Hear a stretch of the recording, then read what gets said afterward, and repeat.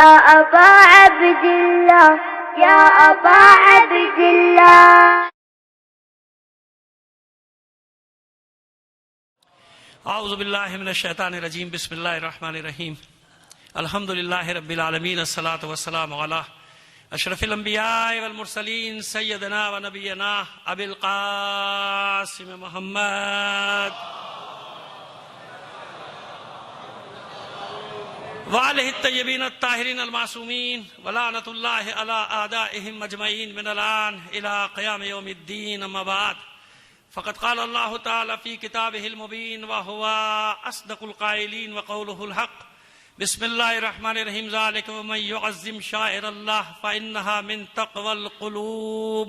صلوات بھیجیے محمد آل محمد پر.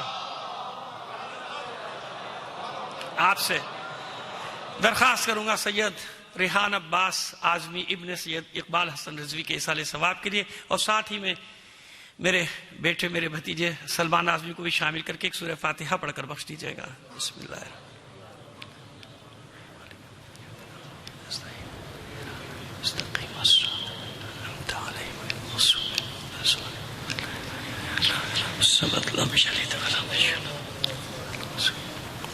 ایک صلوات عنایت فرمائیے مل کر محمد آل محمد پر. اس سے بہتر انداز میں بلند آواز سے ایک صلوات عنایت فرما دیجیے. جزاک اللہ. دیکھیے جلدی جلدی مضمون لے کر چلیں گے. جزاک اللہ.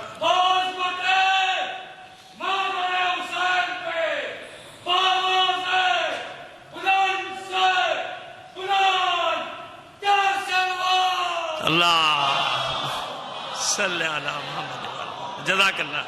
ماشاءاللہ.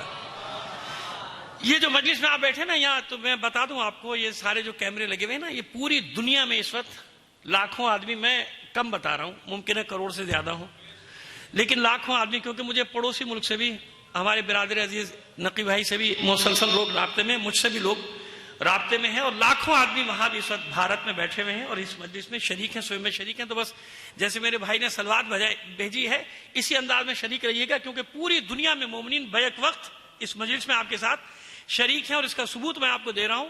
یہاں چند سال پہلے، 12-14 سال پہلے، شکیل شمسی صاحب بہت بڑے شاعر بھی ہیں، ادیب بھی ہیں، صحافی بھی ہیں، اور اس سب سے ساتھ وہ ایک عجیب و غریب ناظم ہیں. وہ 2 منٹ میں بلا لیتے ہیں آدمی کو اور اس کا نام پوچھ کے وہیں شعر کا فی البدی چند لوگ ہیں دنیا میں ایسے، تو ان میں سے ایک وہ شکیل شمسی ہے.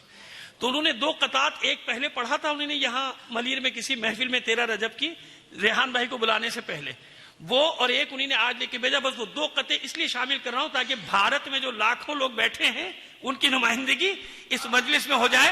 تمام مومنین کی صحت و سلامتی کے لیے بلند آواز سے ایک صلوات بھیجیے گا محمد آل محمد پر. دیکھو بیٹا، ٹھیک ہے. اب یہ پہلے وہ قطعہ پڑھ رہا ہوں جو مجھے بڑا پسند تھا. انہوں نے 14 سال پہلے غالباً پڑھا تھا یہاں ملیر کی ایک محفل میں کہ ریحان اعظمی کا ملا نام ہر طرف. جو لوگ اس محفل میں تھے انہیں یاد آ جائے گا. ریحان اعظمی کا ملا نام ہر طرف، ہم جب تلاش کرنے رسائی ادب گئے. ریحان اعظمی کا ملا نام ہر طرف، ہم جب تلاش کرنے رسائی ادب گئے. اتنا کلام لکھا ہے، اتنا کلام لکھا ہے ریحان بھائی نے. یہ ان کو دعوت دے رہے تھے وہ، آج ہم دعوت دے رہے ہیں. اتنا کلام لکھا ہے ریحان بھائی نے، کتنے ادیب ان کی کتابوں میں دب گئے.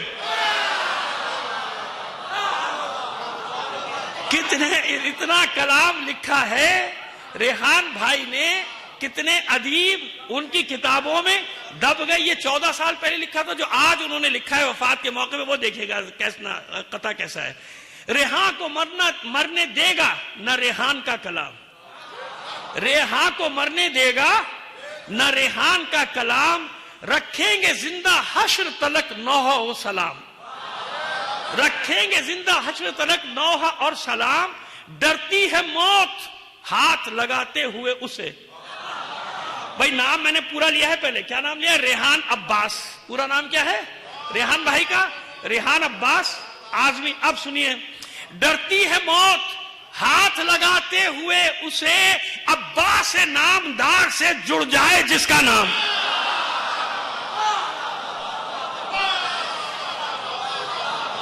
ڈرتی ہے موت ہاتھ لگاتے ہوئے اسے عباس نامدار سے جڑ جائے جس کا نام. یہ شکیل شمسی صاحب کی طرف سے ہدیہ تھا. ہمارے برادران مطمئن ہو گئے ہوں گے تمام ہندوستان میں جو مجلس دیکھ رہے ہیں کہ ہم نے حق ادا کر دیا, کوشش کی حق ادا کرنے کی. تمام مومنین کی صحت و سلامتی لیے ایک بار اور صلوات بھیجیے محمد آل محمد پر. آئیے, میں برسوں جب یہ خبر ملی صبح تو میں سیدھی آپ کو بات بتا رہا ہوں کہ جب جیسے فجر کے بعد نماز پڑھ کے لیٹا تھا ایک میسج آیا کسی اور شہر سے مجھے, تو میں نے یقین مانے کہ انتہائی سخت انداز میں, وہ بیچارہ بعد میں مجھے شرمندگی بھی ہوئی, ان کو سخت انداز میں ڈانٹ دیا. میں نے کہا آپ لوگوں کو اور کوئی کام نہیں صبح صبح اور اس کے آدمی کے پیچھے پڑے ہوئے. آپ جانتے نا کہ کتنی بار یہ خبر چلی تھی, تو ظاہر ہے میرا خون کھولتا تھا ایسی خبروں سے. میں نے کہا اور کوئی کام نہیں, صبح صبح اٹھ گئے بس یہ تم نے کھیل تماشا شروع کر دیا.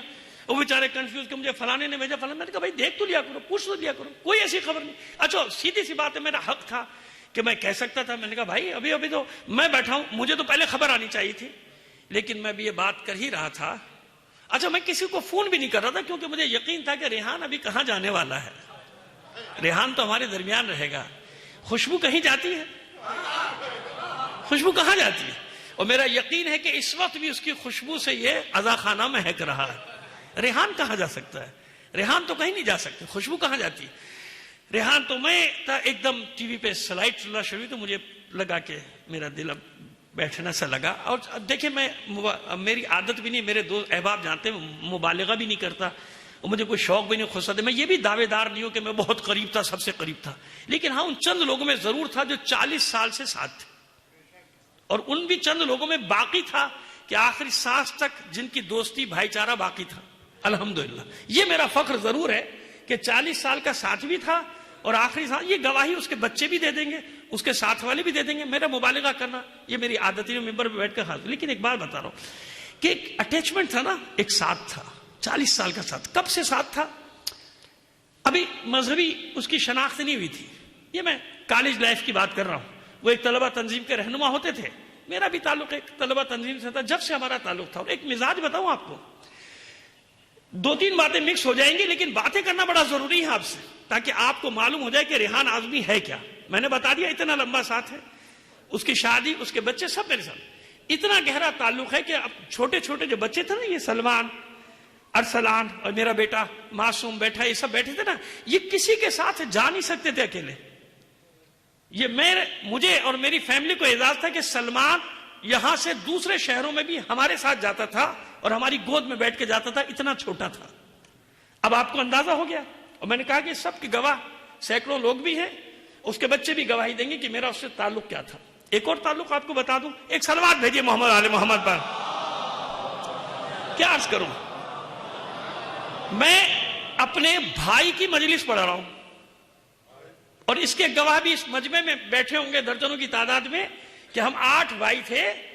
اور یہ بات بہت پہلے 30 سال پہلے کی بات کر رہا ہوں کہ میرے والد نے حکم دیا تھا ہمیں کہ میرے 8 بیٹے نہیں ہیں, میرا 9واں بیٹا ریحان اعظمی. ریحان میرے والد کے نے بیٹا کہا. میرا بھائی ہوا نا, تو اپنے تیسرے بھائی کے سوگ میں بیٹھا ہوں, ریحان اعظمی کے سوگ میں بیٹھا ہوں. اس لیے میں آپ سے عرض کر رہا ہوں کہ میں بہت ساری باتیں گڑبڑ ہو جائیں گی, مگر کروں کیا, باتیں تو کرنی ہے آپ سے, لیکن ایک اطمینان رکھیں. ایک چیز کا میں نے ہمیشہ پاسداری کی ہے, وقت کا, کیونکہ میرے بعد بہت سارے پڑھنے والی میں شعرا ہیں, نوحے خائیں, پھر میرا بھائی شوکت بھی اتنا لمبا سفر کر کے آئے, وہ بھی پڑھے گا. میں وقت کا خیال رکھوں گا, اطمینان رکھیں. لیکن کچھ باتیں ضروری بتانا چاہتا ہوں. قم میں پڑھ رہا تھا, ایک صاحب سے ناچاقی ہو گئی, انہوں نے بہت بری بات کر دی, بہت غلط بات کر دی, اور میں نے طے کیا تھا کہ میں ساری زندگی انہیں معاف نہیں کروں گا. یہ میں نے طے کر لیا تھا. یہ اس کے بچوں کو بھی بتا رہا ہوں کہ اب تمہیں کرنا کیا ہے. میرے بچوں, میرے بھتیجے بھی ہیں, میرے بیٹے بھی ہیں, ان کو بتا رہا ہوں کہ اب تمہیں کرنا کیا ہے. ریحان کی روح کی خوشحالی کے لیے کیا کرنا ہے کہ اس کی روح خوش ہو جائے. تو میں ان سے ایسا ناچاقی ہوئی کہ میں نے طے کر لیا کہ ساری زندگی نہ اس سے بات کروں گا, نہ اس کی شکل دیکھوں گا. اتنی بڑی بات ہو گئی. اب جب ایسا ہوا تو شب جمعہ تھی یا پتہ نہیں کیا تھا, کون سا دن تھا, وہ جناب وہ سامنے آ گیا وہ آدمی. اور جب وہ سامنے آ گیا تو اب عجیب سی کیفیت ہوگی, 2-4 آدمیوں کے ساتھ بھی آ گیا, معافی تلافی یہ وہ. اچھا میں نے کہا چلو بھائی چھوڑو معاف کو. اچھا معاف تو کر دیا, لیکن دل نہیں مطمئن ہو رہا. ہم نے تو یہ سوچا تھا. تو ہمارے استاد نے ہم سے کہا کہ دعائے کمیل میں آنا، پھر تمہیں بتاؤں گا کہ ہوا کیا. جب میں نے کہا دعائے کمیل سے اس کا کیا واسطہ، توجہ ہے نا بیٹا. جوان خاص طور پہ سننا میری بات کو، یہ بڑا فتنے کا دور ہے، پرفتن دور ہے. اپنی نسلوں کو فتنوں سے بچانا ہے. کس سے بچانا ہے؟ فتنوں سے بچانا ہے، تاکہ ریحان کی روح خوش رہے ہم سے. سمجھ گئے؟ وہ یہی چاہتا ہے. میں اسے تو وہ باتیں کر رہا ہوں جس سے اس کی روح خوش ہوگی. تمہیں بڑا پریشان کہ دعائے کمیل کا اس سارے واقعات سے کیا تعلق ہے. دعائے کمیل میں گئے، بیٹھے رہے، پڑھتے رہے. وہ پڑھ رہے تھے استاد، ان کی بڑی ویسی آواز، جانتے ہیں ہم کس لہن میں پڑھتے ہیں وہاں کے حضرات. پڑھتے پڑھتے آخر میں وہ پہنچے، بالکل آخر میں آتا نا، یا سری الرضا اغفر لمن لا یملک الا الدعاء. اے سب سے جلدی راضی ہونے والے. اچھا جب یہ جملہ پڑھا تو میں سمجھ گیا کہ کہہ کیا رہے تھے مجھ سے. بعد میں سمجھایا کہ بیٹا اللہ کی ایک صفت ہے، سب سے جلدی راضی ہونے والا ہے نا. ساری زندگی گناہوں میں گزارو، ایک بار کہتا ہے آؤ تو صحیح، قل یا عبادی الذین اسرفوا علی انفسہم لا تقنطوا من رحمت اللہ، میری بارگاہ میں آؤ تو صحیح، میں سارے گناہ معاف کر دوں گا. تو ایک صفت کیا ہے؟ سب سے جلدی. ماں باپ دیر میں راضی ہوتے ہیں، اللہ پہلے راضی ہوتا ہے. سب سے جلدی راضی ہونا. کہتے ہیں یہ جو تم نے بات کی تمہارا دل مطمئن ہونا چاہیے. پریشان کیوں؟ تم نے اس پر عمل کیا ہے کہ سری الرضا، کہ سب سے جلدی راضی ہونے والی ذات کس کی؟ اللہ کی. تو میں آپ کو صفت بتا رہا ہوں. جو ساتھ ہے میرا 40 سال کا ساتھ ہے. ہم میرے تو آپ جانتے بچے بھی گواہ، میں کوئی چھپا تھوڑی رہا ہوں. پتہ نہیں کتنی بار میری اس سے تو میں ہو جاتی تھی. بچپن کا ساتھ تھا، کوئی ہمارا وہ تھوڑا تھا. لیکن اس کا مطلب یہ تھوڑی ہوتا تھا کہ میرا جھگڑا ہو گیا، میری علیحدگی ہو گئی، ختم ہو گیا. نہیں، ایسا نہیں ہوتا. ہو جاتی تھی ہماری سے، پتہ نہیں کتنی بار ہوتی. اور یہ اس کی علامت ہوتا تھا کہ میں بھی انسان ہوں، وہ بھی انسان ہے، ہم سب انسان ہیں نا، سارے انسان، ہم انسان ہیں، ہم سے ہو جاتا ہے. تو میں بڑا حیران ہوتا تھا کہ یہ مسئلہ کیا ہے. اچھا اس کی یہ عادت اب بتا رہا ہوں آپ کو، سری الرضا والی. ناراض ہو گیا اور جو ہی سامنے آتا تھا، جب سامنے آتا تھا، سامنے آنے کے بعد یہاں گواہ بیٹھے ہوئے سارے جو مجھ سے شکایت کرتے تھے کہ ہم سے تو ریحان کہتا تھا کہ ابھی سے بات ہی نہیں کرنی. میں نے کہا بھائی یہ وہ سری الرضا والی بات ہے، یہ وہ صفت ہے کہ جب مومن سامنے آتا ہے نا تو انسان سارے گلے شکوے دور کر کے اسے گلے سے لگا لیتا. اچھا دوسرا مانے یا نہ مانے اس سے بحث نہیں. عبادت کس کی ہوئی؟ عبادت اس کی ہوتی ہے جو معاف کر دیتا ہے. عبادت کس کی ہوتی ہے؟ ارے وہ کچھ بھی کرتا رہے، پیٹ میں خنجر بھونکتا رہے، جیسے اللہ بار بار معاف کرتا ہے کہ نہیں؟ ہم غلطیاں کر کے کیا چاہتے ہیں؟ اللہ معاف کرے یا نہیں کرے؟ تو بس جب اللہ سے یہ چاہتے ہو تو بندوں کے لیے اپنے سینوں کو کشادہ کر کے رکھو. صلوات بھیجیے محمد آل محمد پر. آئیے اپنے بچوں کو پیغام دے رہا ہوں کہ بیٹا میں آپ کو بتا رہا ہوں کہ ایسا موقع آیا تھا کہ میں نے سب کو معاف کر دیا تھا. میں نے کہا نہیں کوئی بات نہیں اللہ کے پرتی، کیونکہ میں جب معاف کروں گا تو لوگ مجھے معاف کریں گے نا، ورنہ لوگ کیسے معاف کرتے؟ میرے بچوں ہوتا ہے زندگی میں نہ معلوم کیا کیا ہوتا ہے، سب کچھ ہوتا ہے. لیکن اس کی صفت یاد رکھنا. میں گواہ، خدا کی قسم کھا کے گواہی دے رہا ہوں کہ جب لوگ پرانے ناراضگی، یہ بیٹھے ہوئے سارے شاعر حضرات یہ جانتے، پرانے ناراضگی والے جب سامنے آ جاتے تھے نا، اس کے ریحان کا دل صاف ہو جاتا تھا، ایک دم معاف کر دیتا تھا. کہا ٹھیک ہے بات کر. حالانکہ دوسرے ناراض ہو جاتے تھے کہ یہ کیا کیا، یہ کیا، ہم سے تو کہا تھا اس سے بات ہی نہیں کرنی، اور خود اسے دوستی کر کے بیٹھ گیا. یہ ذہن میں رکھیں آپ. باقی اللہ مالک ہے، جس نے جو کیا بھائی وہ اس کا ذمہ دار ہوتا ہے نا.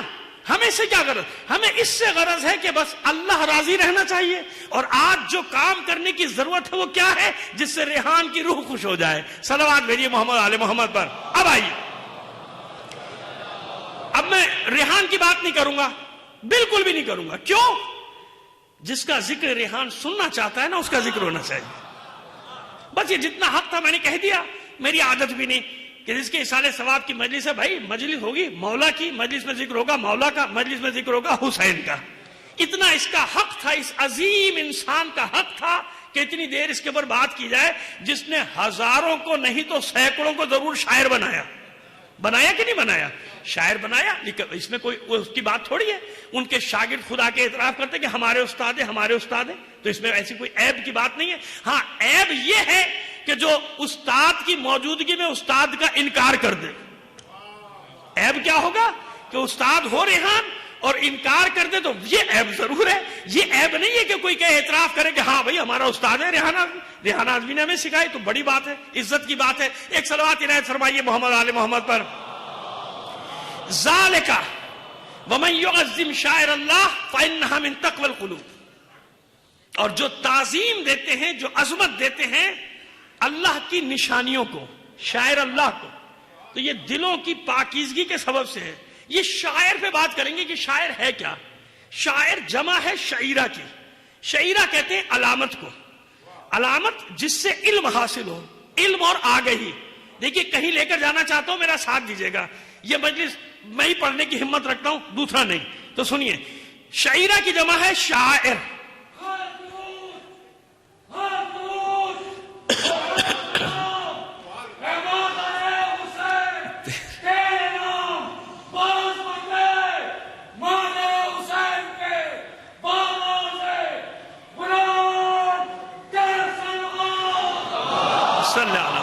شعیرہ، شعیرہ لفظ موجود ہے مگر شعیرہ کہیں استعمال نہیں ہوتا عربی میں۔ سید العلماء نے اس کی تشریح لکھی ہے، شعیرہ کہیں استعمال نہیں لیکن لفظ ہے۔ شعیرہ کے معنی ہے علامت، علامت جس سے علم حاصل ہو، نشانی نہیں۔ نشانی تو آیت بھی ہے، آیت کا معنی بھی نشانی ہے، شاعر کا بھی نشانی ترجمہ کرتے ہیں۔ اصل ترجمہ کیا ہے؟ علم۔ شاعر اللہ یعنی جن چیزوں سے اللہ کا علم حاصل ہوتا ہو اسے شاعر کہتے ہیں۔ شعیرہ، اچھا شعیرہ کا اصل کیا ہے؟ یہاں سے تو لے جانا چاہتا ہوں، شعیرہ کا اصل کیا ہے؟ شعیرہ میں یہ تو صفت کے لیے آئیے، یہ کو ہٹا دیجئے اور آخر میں گول چھوٹی ہے جو اس کو بھی ہٹا دیجئے، تو کیا بچا؟ شعر۔ یہ ایسے نہیں کہہ رہا ہوں، لغت بتا رہا ہوں۔ اس لیے شاعر کا بھی جو اصل ہے وہ کیا ہے؟ شعر۔ شعر، شاعر، شعور، شعار، شاعر، یہ سب ایک فیملی ہے اور ان سب کا ایک ہی معنی ہے علم، آگہی۔ علم، آگہی۔ شاعر ہوتا ہی وہ ہے جس کے پاس علم اور آگہی ہوتا ہے۔ علم اور آگہی کے بغیر شاعر نہیں بنتا، کیونکہ شعور اسی سے، شعار اسی سے، شاعر اسی سے، شعر اسی سے، سب شعور، یعنی ایک ہی فیملی کے سارے لفظ ہیں۔ علم، آگہی، علم، آگہی، اسی کو شعور کہتے ہیں۔ بس اب اندازہ لگا لیجیے کہ شاعر کی ذمہ داری کتنی بڑھ گئی۔ ایک شعر سے ادھر لے جائے گا، ایک شعر میں ادھر لے جائے گا، ایک شعر میں عقیدہ یوں، ایک شعر میں عقیدہ یوں۔ تو اگر کہیں مذمت کی گئی ہے تو کس کی مذمت کی گئی ہے؟ ان کی مذمت کی گئی ہے جو شاعری کے ذریعے سے گمراہی پھیلاتے ہیں۔ ان کی مذمت نہیں کی گئی جو شاعری کے ذریعے دنیا بھر میں اہل بیت کی محبت کے چراغ جلایا کرتے ہیں۔ ان کی مذمت نہیں ہے، ان کی مذمت کہیں بھی نہیں ہے، ان کی مذمت نہیں بلکہ ان کی توصیف، بلکہ ان کی تعریف، بلکہ ان کو اعزازات سے نوازنا، یہ سنت ائمہ طاہرین ہے۔ نوازا ہے کہ نہیں نوازا؟ کمیت اسدی ہو، دیبل ہو، فرزدق ہو، ان سب کو ائمہ طاہرین نے نواز کر بتایا کہ وہ گمراہوں والی شاعری اور ہے، جو ہماری تعریف میں کی جائے وہ شاعری اور ہوا کرتی ہے۔ صلوات بھیجیے محمد آل محمد پر۔ بس جس سے اللہ کا علم حاصل ہوتا ہو۔ آیات الگ ہے، دونوں کا ترجمہ ایک کر دیتے لوگ۔ آیت کامن ہے، آیت کا معنی ہے نشانی، آیات کا معنی نشانیاں۔ شاعر کا ترجمہ بھی سب نے یہی کیا ہوا، شاعر اللہ کا، اللہ کی نشانیاں، اللہ کی کہاں سے نشانیاں؟ آیات میں اچھی بھی ہیں اور ڈرانے والی بھی ہے کہ نہیں؟ زلزلہ آیت ہے، نشانی۔ طوفان آیت ہے، نشانی۔ چاند گرہن سورج کے، یہ سب آیات ہیں کہ نہیں؟ نماز آیات پڑھتے نہیں پڑھتے ان کے لیے؟ تو نشانیاں کامن ہے نا، نشانیاں عبرت دینے والی میں نشانیاں اچھی والی۔ شاعر اللہ نہیں، شاعر اللہ کا ایک ہی معنی ہے، ان الصفا والمروہ من شاعر اللہ۔ اللہ کی نشانیوں میں سے، علامات میں سے صفا اور مروہ ہیں۔ والبدن جعلناها لکم من شاعر اللہ، اور یہ قربانی کا جانور، اس کو بھی ہم نے نشانی قرار دیا۔ کس کی نشانی؟ اللہ کی نشانی۔ ان نشانیوں کا حکم کیا ہے؟ ذالک ومن یعظم، ان نشانیوں کا ایک جمادات کی مثال، ایک حیوانات کی مثال دے کر بتایا کہ اگر ان کی نسبت اللہ کے ساتھ ہو جائے تو خبردار ان کی توہین نہ کرنا، ان شاعر اللہ کی عزت کرنا اور انہیں عظمت عطا کرنا۔ ذالک ومن یعظم، جو تعظیم کرتا ہے۔ آ گیا حکم، آ گیا۔ ایک جمادات، ان الصفا والمروہ من شاعر اللہ۔ دوسری مثال دی حیوان میں سے، قربانی کا جانور۔ سب جانور ایک جیسے ہیں؟ نہیں ہوئے نا۔ قربانی کے لیے جو جانور لیا جائے گا الگ، خبردار اس کو اذیت نہ دینا. کیوں؟ اللہ کا حکم ہے ذالک ومن یعظم، اور پھر اس کا والبدن جعلناھا لکم من شعائر اللہ، یہ ہماری نشانی ہے، یہ ہماری علامت ہے. خبردار اس کی توہین نہ کرنا، اس کی بے حرمتی نہ کرنا. سورہ مائدہ میں بے حرمتی سے بھی روکا گیا، بے حرمتی نہ کرنا شاعر اللہ کی. ان کو عظمت دو، ان کو عزت دو. تو جمادات اور حیوانات، اب بتائیے کیا ساری پہاڑیاں، صفا مروہ تو چھوٹے چھوٹے سے 2 ٹیلے تھے، اتنے بڑے بڑے پہاڑ کہاں کہاں جناب ہاجرہ کے قدم نہ پڑے ہوں گے، کہاں کہاں جناب ہاجرہ نہیں چلی ہوں گی. لیکن نہیں، جن 2 ٹیلوں پر اس معصومہ کے وہ ارحام مطہرہ میں سے ایک مصداق جناب ہاجرہ کے قدم پڑے، جن کے درمیان صحیح کی قدرت بتا رہی ہے کہ سارے پہاڑ ایک جیسے نہیں ہوتے، باقی پہاڑ الگ ہیں، یہ 2 ٹیلے بالکل الگ ہیں. ان کی عزت کرو. اب کہیے نا، اب کہہ دیجئے کہ سارے ایک جیسے پہاڑ، ارے جب جانور ایک جیسے نہیں ہیں، ایک جیسے جانور، قربانی کا جانور، قرآن کا نص سے قرآنی، اس پہ بحث کرنے والا بے وقوف ہی ہوگا جو اس پہ بحث کرے گا. سیدھی سی بات کر رہا ہوں. والبدن جعلنا، سورہ حج کی 36ویں آیت ہے، والبدن جعلناھا لکم من شعائر اللہ. ہم نے اس قربانی کے جانور کو اپنی علامت قرار دیا. تو جب اللہ کی علامت بن گیا تو کیا مطلب ہوا؟ اس کی عزت کرو، اس کی بے عزتی نہ کرو. اسی لیے بچے نہلاتے دھلاتے، مہندی لگانا، ہار پہنانا، پھول پہنانا، کوئی مولوی مفتی نہیں کہتا کہ بدعت. ابھی میں دیکھ رہا تھا، ارے 2 دن پہلے کی بات ہے، یہاں ایک مونا ڈپو ہے، جب منڈی، یہ موٹر وے سے منڈی بہاؤالدین جائیں تو جو لوگ جانتے ہیں وہاں کے علاقوں کو وہ سمجھ رہے ہوں گے میری بات. تو وہاں ایک مونا ڈپو ہے، آرمی کا ڈپو ہے، اور وہاں سے گھوڑے پالے جاتے. کیا پالے جاتے؟ گھوڑے. ارے بھائی مستند بات کر رہا ہوں اس لیے نام لے رہا ہوں، ڈرو مت. میں کہہ رہا ہوں مستند ہے، جبھی تو کہہ رہا ہوں. آرمی کا ڈپو ہے جس کا نام ہے مونا ڈپو. جگہ کا نام بھی مونا ہے، مونا سیدہ، کیونکہ سادات وہاں رہتے تھے اکثر، تو سبھی مکس ہے، لیکن مونا سیدہ جگہ ہے، وہاں ان کا ڈپو ہے، وہاں گھوڑے پلتے.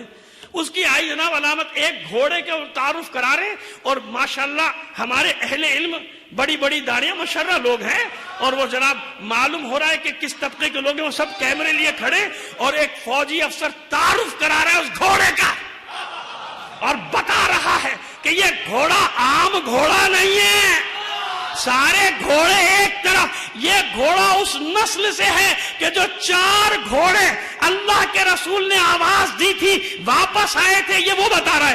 اللہ کے رسول نے ان پر اپنی مہر لگائی تھی انگوٹھے کی، لہذا اس نسل سے آج تک جو بھی گھوڑا پیدا ہو رہا ہے اس کی گردن پہ حضور کے انگوٹھے کا نشان ہوتا ہے. اس نے اتنا بتایا، یہ سارے مفتی دوڑ دوڑ کر اس نشان کو چوم بھی رہے تھے، تصویریں بھی بنا رہے تھے. حضور کا انگوٹھا آ جائے،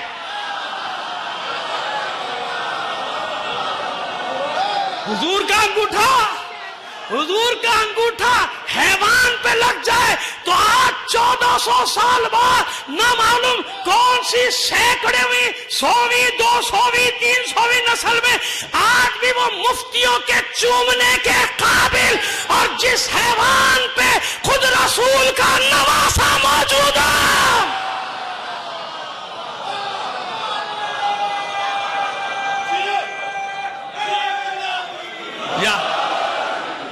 کہیں نہیں ملتا کہ اس حیوان نے رسول کا دفاع کیا ہو. کہیں ملتا ہے؟ کہیں نہیں ملتا. کہیں نہیں ملتا کہ رسول نے اس پر سواری کی. ہمیں کیا پتا؟ 11 گھوڑوں کا ذکر ہے کہ 11 پالے تھے، 4 پہ نشان لگایا. ہمیں کیا معلوم کس پہ بیٹھے نہیں بیٹھے. لیکن ذوالجناح صرف رسول کا نواسہ بیٹھا نہیں، بلکہ ذوالجناح کی تاریخ تو پڑھو کہ جو دفاع کرتا رہا یہاں تک کہ تیروں سے چھلنی ہوا. تو اب سمجھ میں آیا شاعر اللہ کی قرآن میں مثال کیوں دی تھی. بتایا تھا کہ جو اللہ کے نام پہ قربان ہو، وہ مینڈھا اللہ کے نام پہ قربان نہیں ہوا تھا، بلکہ وہ مینڈھا قربانی بنا تھا جناب اسماعیل کے بدلے میں. اسماعیل پر قربان ہوا تھا. اس لیے بتایا تھا کہ اگر اسماعیل پر قربان ہونے والا حیوان قیامت تک وہ حیوان نہیں، اس کی شبیہ قیامت تک قابل احترام ہے، تو جب فرزند رسول رسول کا دفاع کرتے ہوئے مارا جائے.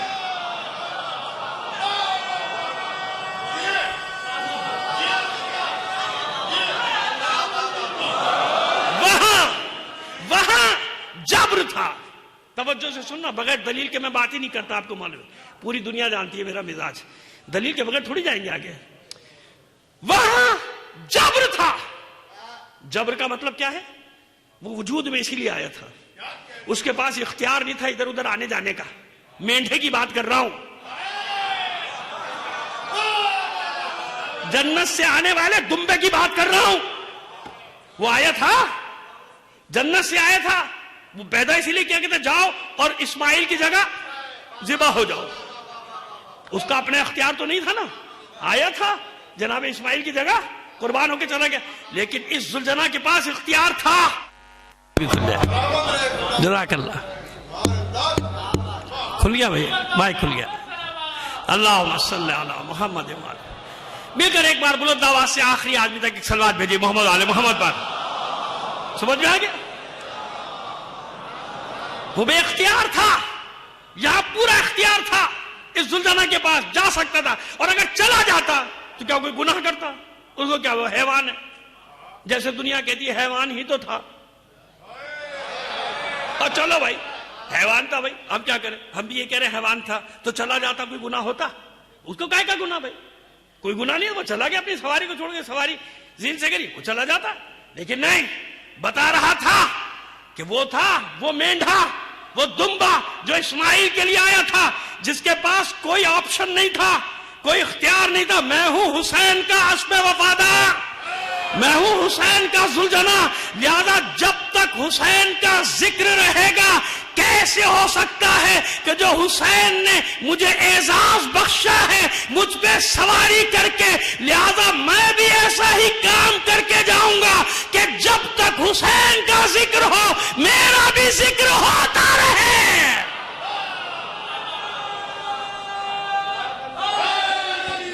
جا تو سمجھ میں، قرآن میں اگر چند حیوانوں کا ذکر ہے نا تو کیوں ہے؟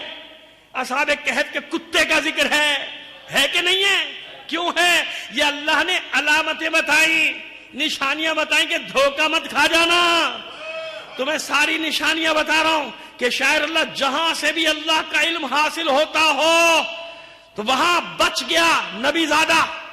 مینا میں بچ گیا نا، بچ گیا نبی زادہ، لہذا عید ہو گئی. سنت ابراہیم، اس قربانی کو کیا کہتے ہیں؟ سنت. اور مولانا سوچتے نہیں ہے کیا رہے ہو. ابھی تو تم کہہ رہے تھے کہ اللہ کے سوا کسی کے لیے عبادت نہیں ہوتی ہے، سنت الہی ہوگی سب. یہ عبادت کیسے ہو رہی؟ نہیں، سنت ابراہیم. میں تو سنت ابراہیمی نہیں ادا کروں گا، میں تو توحید پرست ہوں. پوری دنیا میں اس کو کیا کہا جاتا ہے؟ سنت. حالانکہ آپ قربانی قربتاً اللہ کر رہے ہیں کہ نہیں؟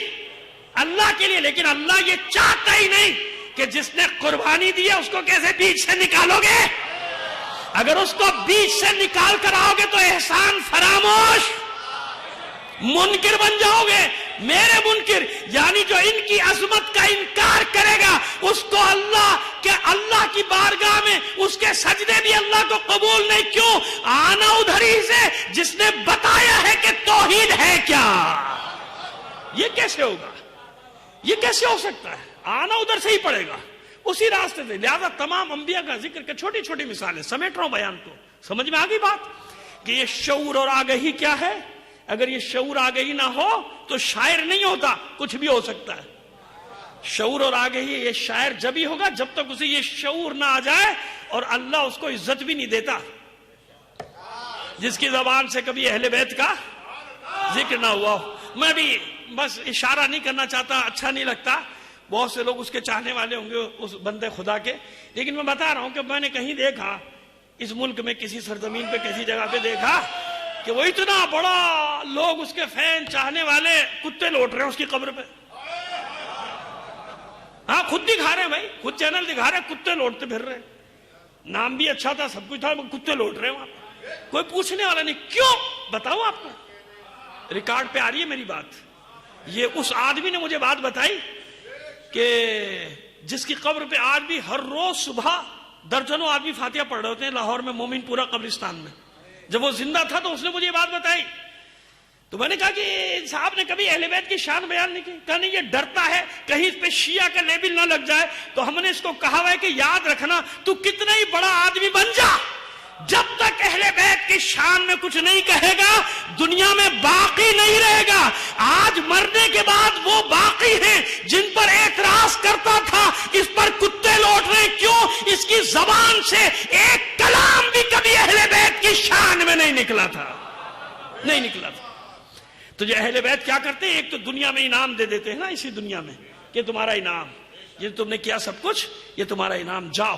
وہ کسی کا رکھتے بھی نہیں قرضہ بھائی، وہ تو پتہ نہیں کس حساب سے دیتے ہیں، کتنوں کے حساب سے دیتے ہیں، سینکڑوں کے حساب سے دیتے ہیں. جاؤ یہ تمہارا انعام ہو گیا یہاں کا. اور آخرت کی ضمانت الگ، آخرت کی ضمانت الگ. اسی لیے حسینیت شیعہ اور سنی میں قید نہیں ہوتی. یاد رکھنا، حسینیت حسینیت ہے. اور اسی لیے تمہیں نظر آتے ہیں نا دنیا میں کتنے بڑے بڑے پڑھنے والے. کیوں؟ ان کا عقیدہ یہ ہے کہ جب تک علی کی شان میں نہیں پڑھیں گے، جب تک حسین کا مرثیہ نہیں پڑھیں گے، اللہ ہمیں عزت دیتا ہی نہیں ہے. یہ ان کا عقیدہ ہے بھائی. صحیح یا غلط مجھے اسے بحث نہیں، لیکن وہ کہتے ہیں جب تک ہم اہل بیت کی شان بیان نہ کریں ہمیں عزت نہیں ملتی، ہمیں قرار نہیں آتا. ایک صلوات عنایت فرمائیے محمد و آل محمد پر. بس ہمیں اتنا بیان. یہ میں نے اس لیے بیان کر دیا کہ سورہ شعراء کی وہ آیت بالکل اپنی جگہ اللہ کا کلام ہے بھائی، مذمت کی گئی، لیکن اسی آیت میں آخر میں الا الذین آمنوا وعملوا الصالحات مستثنی کر دیا کہ وہ شاعری الگ ہے، وہ لغو شاعری الگ ہے، وہ گمراہ کرنے والی شاعری الگ ہے، وہ گمراہ کرنے والے لوگ الگ ہیں. لیکن جو مومن ہے، جو صالح مومن ہے، ان پہ ائمہ طاہرین نے خود ان کی حوصلہ افزائی کی یا نہیں کی؟ بلکہ یہاں کہہ دیا کہ ایک شعر لکھو ایک بیت کے بدلے میں، وہاں ایک بیت. تو اب جس ایک بیت جو خلوص دل، شرط ہوتا ہے کیا؟ خلوص دل، خلوص نہیں. جو ایک شعر لکھو اس کا یار خدا کے بندو. ابھی میں بتا رہا تھا کسی کو کہ میں جو بات میں نے ذمہ داری سے کرتا ہوں، میں بتا دوں اس کا جواب دیکھو، جو بھی کہوں گا میں اس کا جواب دوں، بے فکر رہیے. میں میدان کا آدمی ہوں، سب جانتے ہو، میدان چھوڑ کے بھاگنے والا آدمی نہیں. جو کہہ رہا ہوں اس کا ذمہ دار ہوں. ریکارڈنگ ہو رہی ہے پوری دنیا میں، لائیو جاری ہے میری بات.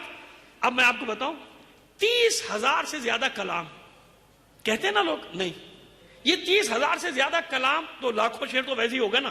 کسی کلام میں 10 شعر ہیں، کسی میں 20 ہیں، کسی میں پتہ نہیں کتنے بند ہیں. یہ 30,000 کلام تو چھوڑ دیں آپ، یہ تو لاکھوں اشعار اس کے ہو گئے. اس 30,000 کے کلام کے علاوہ میں گواہ ہوں. میرے ساتھ جانتے ہیں احباب، یہ میں نہیں کہتا کہ سب سے زیادہ سفر کیا، لیکن بہت زیادہ سفر، برسوں ہم ساتھ سفر کرتے تھے. ہم 3-4 آدمیوں کا سفر تو مشہور تھا، ان کو پتا تینوں شہر میں نہیں ہے، مطلب کہیں گئے ہیں یہ تینوں، میں سبت جعفر اور ریحان اعظمی صاحب. یہاں سے لے کے پورا پاکستان، بلکہ پاکستان سے باہر بھی، بھارت بھی، میڈل ایسٹ بھی، ریحان بھائی اور ہمارا سبت جعفر کا بہت ساتھ تھا، بہت ساتھ تھا. پھر ظاہر مصروفیات بعد میں سب کی الگ الگ ہوتی گئی، لیکن ہم نے بہت سفر کیا. اس سفر کی بات بتا رہا ہوں آپ کو. جب ہم سفر میں جاتے تھے نہ معلوم کتنی انجمنیں، حیدرآباد ہو، لاہور ہو، خیرپور ہو، پنجاب کا کوئی شہر ہو، دبئی میں بیٹھے ہوں، بھارت میں بیٹھے ہو، لکھنؤ میں بیٹھے. بھائی لکھنؤ کے بڑے بڑے شاعر 2-4 اللہ ان کو سلامت رکھے، بہرحال وہ اس بات کا اعتراف بھی کرتے ہیں. میں رات بھر تنگ ہو جاتا تھا کہ بھائی مجھے سونے دو. ان کی سگریٹیں چلتی تھی اور سگریٹوں میں وہ ریحان بھائی کے جو نا کلام لکھواتے رہتے تھے ریحان بھائی سے. پوری رات ان کو وہاں پہ بھی کلام لکھ کے دینا. یہ میں گواہ عینی شاہد، میں نے کہا میں وہ بات کروں گا جو جس کا میں گواہ ہوں، ادھر ادھر کی بات نہیں کروں گا. نام لکھ کے دیتے کلام. تو 30,000 وہ کلام ہے. باقی کلام اتنے ہی وہ ہیں جو لکھ کے دے دیتے تھے، اپنے پاس محفوظ ہی نہیں ہے ہی نہیں. دے دیا، آیا بچہ نوحہ لکھا جاؤ دے دی. اور میں نے کہا بھیا ریحان تو اس کو رکھ تو لے. کہہ رہا کہاں تک جمع کروں گا. وہ اس وقت کہتا تھا آج سے 20 سال 30 سال پہلے کہ کہاں تک جمع کروں گا اتنا کلام. یہ ہم گواہ ہیں، اور اس مجمع میں بھی وہ گواہ بیٹھے ہیں ہمارے ساتھ ہوتے. وہ ریحان بھائی لکھ کے دے رہے ہیں، وہ شاعر بن رہا ہے، لکھ کے دے رہے ہیں. اور ایسے بھی تھے کہ ریحان بھائی کا مقطع ہٹا کے اپنا نام فٹ کر دیا. اس کا بھی میں گواہ. ایک کو میں نے پکڑا، میں نے کہا بھائی یہ کلام ماشاءاللہ یہ جو اس نے پڑھا، میں تو ظاہر ہے کہ ریحان کا کلام میرے سامنے کیوں پڑھ دے اپنے مقطع سے، میں کہاں برداشت کروں گا. میں نے کہا بھائی یہ تو اس کو تو کہہ نہیں سکتا اس نے کلام چرایا ہے. یقیناً ریحان بھائی نے 15 سال پہلے یہ کلام چرایا تھا اس کا، کیونکہ میں نے اس کی عمر 17 سال 18 سال اور 15 سال پرانا کلام ریحان بھائی کا پڑھ رہا اپنا مقطع جوڑ کے. تو میں نے کہا بھائی اس کو تو میں کہہ نہیں سکتا، اس کا شہر ہے، پتہ نہیں کیا کرے گا میرے ساتھ. لیکن ہاں یہ کلام ریحان بھائی نے چرایا تھا جو 15 سال پہلے میں نے ان سے سنا تھا. یہ تھا ریحان. تو 30,000 نہیں 50,000 سے زیادہ کلام کا خالق. 50,000 سے زیادہ، اور ابھی جو آخری کتاب آئی ہے اس کی. اور میں آپ کو بتا دوں صاحب کہ میرے ماموں کے انتقال میں جب وہ سلام پڑھنے آئے، میں نے کہا تھا، مجھے شرمندگی ہوئی کہ میں نے اس کیفیت میں کیوں کہا. تو جب میری والدہ کا انتقال ہوا تو میں نے نہیں کہا، ابھی چند دن پہلے کی بات ہے، کیونکہ کیفیت ایسی تھی نا، مجھے معلوم تھا وہ رات ہاسپٹل میں گزری، کبھی کہیں کبھی خبر آ رہی ہے، ذات اسپتال میں، میں نے نہیں کہا. لیکن میں شرمندہ ہو گیا، جاتے جاتے مجھے شرمندہ کر گیا، کیونکہ مجلس میں میری والدہ کے سوئے میں وہ اس عجیب حالت میں بھی پہنچا تھا. تو میں نے اس کو ہاتھ جوڑ لیا، میں نے کہا بھائی تو کیوں مجھے گناہ گار کر، تو کیوں آیا میری والدہ کے سوئے میں؟ آیا نے کہا کہ نہیں، میں میری ماں گئی ہے دنیا سے اور میں پڑھوں گا. اس نے کلام پڑھا، جس کیفیت میں پڑھا آپ دیکھ لیجیے، یوٹیوب پہ موجود ہے کہ اس کی حالت کیا ہے. یہ منڈے سے چند دن پہلے ریحان کے میری والدہ کے سوئے میں. تو مجھے بتائیے کہ جس سے میرا ایسا تعلق ہو، جیسے مجھ سے ایسا علاقہ ہو، تو میں یہی کہوں گا اس کے بچوں کو، بیٹا یہ تمہارا صدمہ نہیں ہے، دیکھو وہ تو جاتے جاتے بھی تمہیں عزتیں دے گیا اور گیا نہیں. محسوس کرو نا، وہ ریحان ہے، ریحان وہ خوشبو ہے، وہ یہیں موجود ہے، ہمارے درمیان ہے. اس کے بچوں کا دیکھیں تسلی دینا بڑا آسان ہے، الفاظ ادا کر دینا بہت آسان ہے، لیکن میں ان مرحلوں سے گزرا ہوں. آپ پروردگار سب کو محفوظ رکھے. لیکن کتنے لوگ ان مرحلوں سے گزرے ہوں گے کہ جب الفاظ حقیقت کھو دیتے ہیں نا، سمجھ میں نہیں آ رہا ہوتا، لوگ تسلی دے رہے ہوتے ہیں، جس پہ گزر رہی ہوتی ہے وہ کیفیت جانتا ہے. تو یہ تو میں جانتا ہوں، جو اس کے بیٹوں کی کیفیت ہوگی، جو اس کے لواحقین کی کیفیت، وہ کوئی سمجھ نہیں سکتا، وہ بیان نہیں کیا جاتا. کیوں؟ ایک دیکھیے بچے کتنے ہی بڑے ہو جائیں، احساس یتیمی تو ہے نا. اللہ کے بندو، میرے والد کا انتقال ہوئے 20 سال ہو گئے، اب تک مجھے احساس ہوتا ہے کہ میں یتیم ہو گیا ہوں، حالانکہ میں خود اب بوڑھا ہو رہا ہوں. اور میری والدہ کے جانے کے بعد سے تو میری عجیب کیفیت ہے کہ مجھے ہوتا ہے کہ اب وہ ڈھال جو تھی نا میری ہٹ گئی. تو بتائے مجھے، تو بچوں کے لیے تو باپ ہے نا، بچوں کے لیے باپ. بس ان کی تسلی کے لیے میں نے عرض کیا تھا نا کہ میں بالکل وقت کی پابندی کروں گا، بس ان کی تسلی کے لیے اتنا عرض کروں گا کہ بیٹا دیکھو، ہزاروں لوگ، میں مبالغہ نہیں کر رہا، ہزاروں کہہ رہا ہوں، ورنہ کہنے والوں نے تو کئی لاکھ بھی بتایا ہوگا کہ لاکھوں کا، لیکن میں وہ قدر متیقن بتا رہا ہوں جو یقینی ہے. ہزاروں لوگ جنازے میں تھے. اتنا ہجوم تھا کہ مجھے ناچیز کو بھی تم تک پہنچنے کا موقع نہیں ملا. کسی سے ملا، کسی بچے سے ملا، کسی بچے سے نہیں ملا. ہجوم اتنا تھا، جس کو پورا شہر لگ رہا تھا یہاں جعفر طیار میں آیا ہوا ہے، پورا شہر یہاں آیا ہوا ہے. ایسے ہی ہے نا. ابھی سویم کی مجلس ہو رہی ہے، آپ دیکھو ذرا، یہاں سے باہر سڑک تک کونے تک نظریں اٹھا کے دیکھ لو کہ کیا حالت ہے. تسلی دینے آئے ہیں آپ کو نہیں، تسلی لینے آئے ہیں.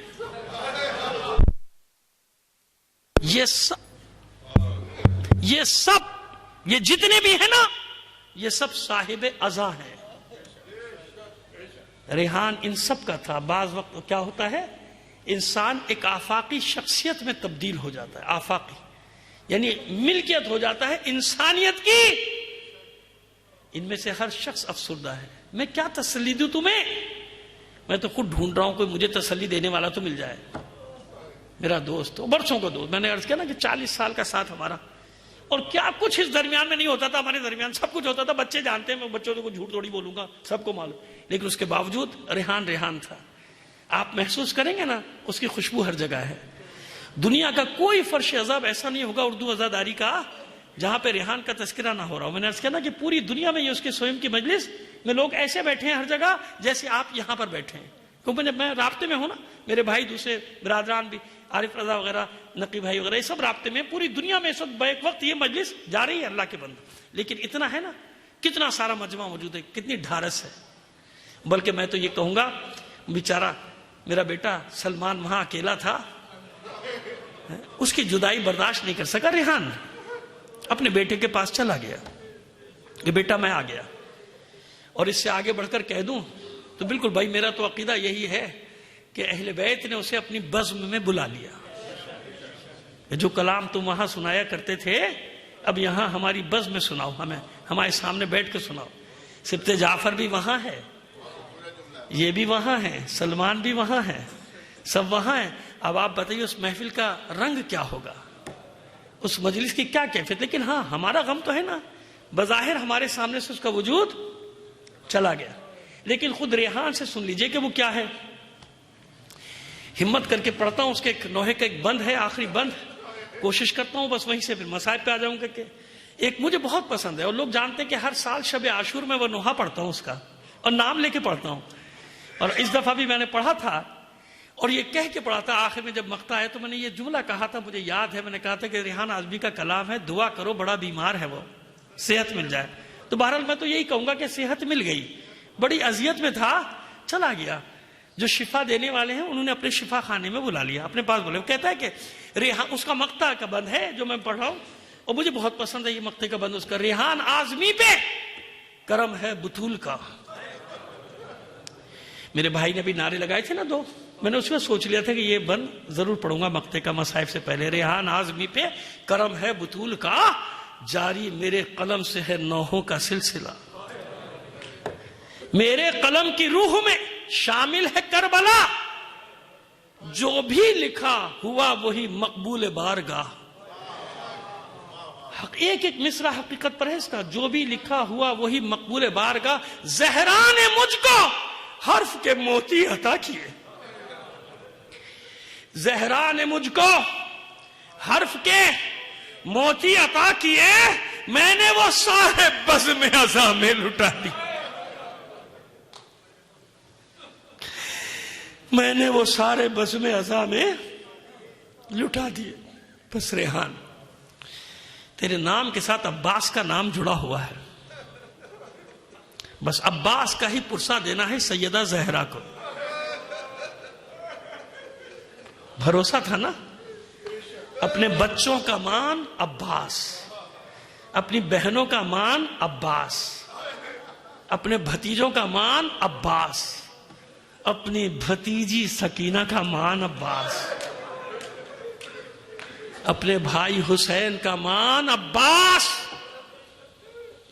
جانتے ہیں جب جناب عباس حاضر ہوئے تھے نا خدمت میں، مختصر مسائل پڑھیں گے بس، حاضر ہوئے تھے تو خدمت میں، تو مولا نے ایک جملہ کہا تھا نا، یاد ہوگا آپ سنتے رہتے ہیں محرم میں مجالس میں، فرمایا تھا کہ عباس جا رہے ہو؟ عباس تم سے بچوں کی بڑی ڈھارس ہے۔ جانتے جب کسی شہید کی خبر آتی تھی یا حسین کسی شہید کا جنازہ لے کر آتے تھے تو بیبیاں گھبرا کر علم کے پھریرے کو دیکھتی تھی، علم کا پھریرا لہرا رہا ہے یعنی عباس موجود ہے، اور جب تک عباس موجود کوئی مصیبت اہل بیت کے قریب نہیں آ سکتی تھی۔ عباس تم سے ڈھارس، عباس تم میرے لشکر کے علمدار ہو۔ اور جناب عباس سر جھکا کے کہتے تھے، مولا میرا لشکر کہاں ہے؟ میرے سب سپاہیوں کو تو آپ میدان سے اٹھا کر لائے ہیں، مقتل میں پہنچایا ہے، لیکن عباس کی سفارش بن کر بھتیجی آ گئی سکینہ۔ بس چند جملے سن لیجئے، میں نے کہا میں تفصیلی شہادت نہیں پڑھوں گا، صرف چند جملے۔ بھتیجی آ گئی اور آنے کے بعد دامن سے لپٹ گئی، چچا پیاس مارے ڈالتی ہے، کیا آپ بھی پانی نہیں لا سکتے؟ اب یہ جملہ ایسا ہے نا، کیا آپ بھی پانی نہیں لا سکتے؟ یعنی عباس اور پانی نہ لا سکے، چچا کیا آپ بھی پانی نہیں لا سکتے؟ بس جیسے دلی مراد پوری ہو گئی، عباس کی دو زانو بیٹھ گئے اور بچی کے آگے دست بستہ ہو کر کہتے ہیں، ایک بار شہزادی، ایک بار اپنے بابا سے اجازت دلوا دو، یہ غلام وعدہ کرتا ہے پانی لے کر آئے۔ بلکہ میں تو ہمیشہ یہ جملہ کہتا ہوں کہ عباس نے کہا ہوگا، شہزادی اجازت دلوانا آپ کا کام، علقمہ کو کھینچ کر آپ کے قدموں میں پھینک دینا یہ عباس کا کام۔ اتنا مان ہے عباس کو، اپنے بازوؤں پہ اتنا بھروسہ ہے، طاقت علی کا بیٹا کیوں نہیں لاؤں؟ لیکن کیا معلوم تھا کہ عباس کو اجازت ہی نہیں ملی۔ بچی دوڑی دوڑی گئی تھی، سوکھا سا مشکیزہ لائی تھی، عباس کے گلے میں ڈال دیا تھا۔ عباس اتنا جھکے کہ بچی نے مشکیزہ گلے میں ڈال دیا۔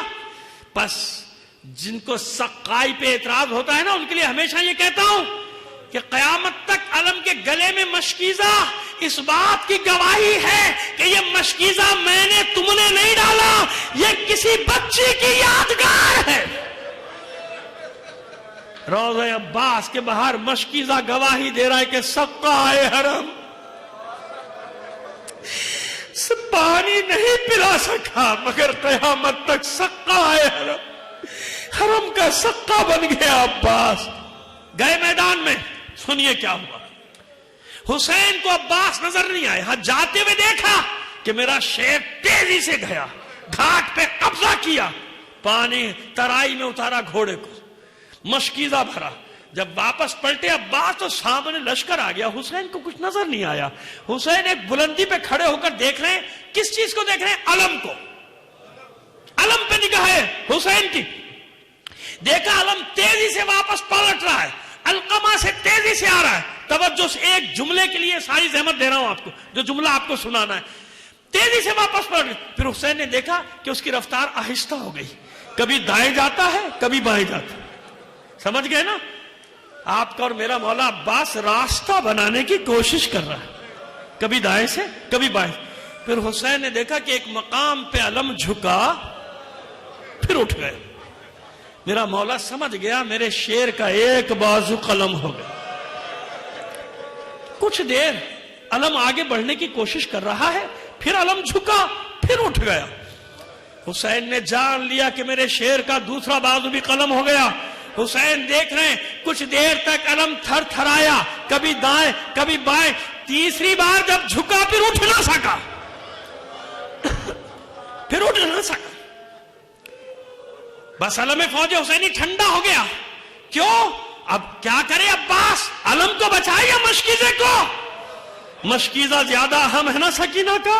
لہذا علم فوج حسینی ٹھنڈا ہو گیا. اچھا میں حیران ہوا کہ علقمہ سے جب آپ چلیں گے جو زیارت کر کے آئے وہ میری بات کو سمجھیں گے میں کیا کہہ رہا ہوں. جب ادھر سے چلے پہلے دائیں بازو کے کٹنے کا مقام، پھر خیموں کی طرف آئے بائیں بازو کے کٹنے کا مقام، پھر اور آگے آتے ہیں. اچھا اس کے بعد روزہ پیچھے.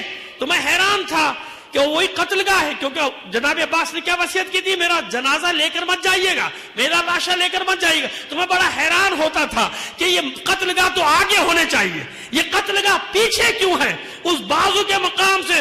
تو عزیزو جب میں پہلی بار گیا تھا مجھے ایک رہنما ملا، وہ گلیوں میں لے گیا، ایک جگہ لے جا کر کہتا ہے کہ صدام نے ختم کر دیا، نشانی مٹا دی، لیکن یہ وہ جگہ ہے جہاں عباس کے مشکیزے پر تیر لگا تھا، اور یہ آگے کی جگہ ہے، یہاں سے عباس نے گھوڑے کا رخ موڑا تھا. اس لیے مشکیزے پہ تیر لگنے کی جگہ آگے ہے، روزہ عباس کا پیچھے ہے. کیونکہ عباس نے اپنے اسب وفادار سے یہی کہا تھا، اے اسب وفادار اب آگے کہاں جاتا ہے؟ ارے واپس چل، اب تو میرے بازو بھی نہیں کہ میں پھر سے مانی لینے کی کوشش کروں. بس آخری جملہ سنیے.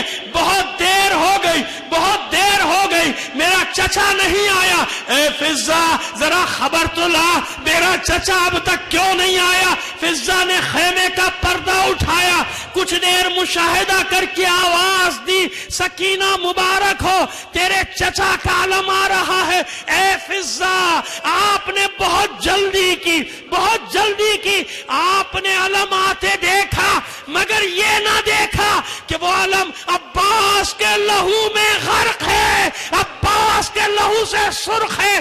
بچی نے بس اتنا سنا تھا میرے چچا کا علم آ رہا ہے، دوڑنا شروع کیا تھا. ایک خیمے سے دوسرا خیمہ، دوسرے خیمے سے تیسرا خیمہ، چلاتی جاتی تھی، آوازیں دیتی جاتی تھی، آؤ بچوں آؤ، اپنے کوزے بھی لے کر آؤ. میں نہ کہتی تھی میرا چچا ہے عباس، وہ دیکھو میرا چچا پانی لے کر.